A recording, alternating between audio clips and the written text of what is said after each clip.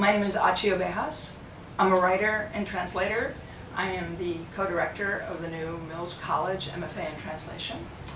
And today I am reading from Rad American Women A-Z, written by Kate Schatz and illustrated by Miriam Klein-Stahl. I've chosen Isadora Duncan.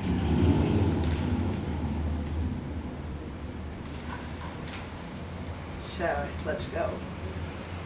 Isadora Duncan, who showed us the power of imagination and originality. Dreamer, rebel, free spirit, visionary.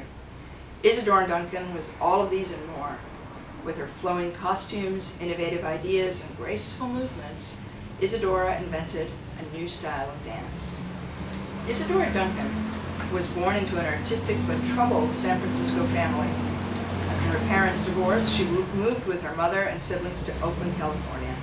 Life was hard, and though Isadora dropped out of school at a young age, she loved to read and learn. She spent hours at the Oakland Public Library reading books recommended by the librarian, who happened to be a famous poet, Ina Coolbrith. Isadora took ballet, but she didn't like the rigid positions and the uncomfortable shoes. She preferred to make up her own dances, inspired by the world around her. She would go to the beach and use her body to imitate waves, flying birds, and wind. To earn money, Isadora and her sister taught dance classes to neighborhood children. The classes, in Isadora's style, became increasingly popular, and soon they taught in San Francisco too. But Isadora, always a dreamer, wanted more. She and her family moved to Chicago, and then to New York City. Young Isadora performed her bold dances on many stages. Everything about her performance was new and different, from her movements to her bare feet to the way she breathed while she danced. While some people loved it, many Americans did not. It was too different for them, too strange. Some people thought that her sheer, flowing costumes were inappropriate. Others weren't used to seeing female dancers who weren't ballerinas. So the rebellious Isadora headed to Europe, where she found audiences able to appreciate her work. She quickly became a sensation. She performed in many European countries and was able to bring her mother and siblings over to live with her too. She never lost her passion for teaching, and once she became famous, she opened several dance schools for girls, where she spent her days teaching other creative young women how to dance from their hearts and to follow their dreams too.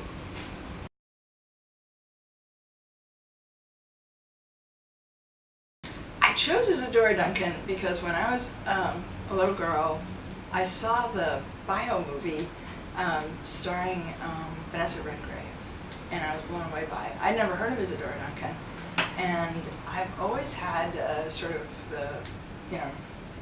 thing about her. I've sort of mythologized her in some ways, I guess, as a free spirit, as a kindred spirit, and also not being a person who is very physically agile. I am always very admiring of people who are so free in their bodies and who are so comfortable and who are so uninhibited. I love that.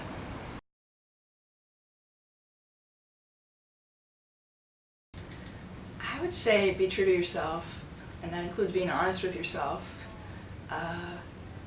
Know when you've got to take responsibility for things. Know when you have to apologize. Know when you have to step up. Be honest about what you can do.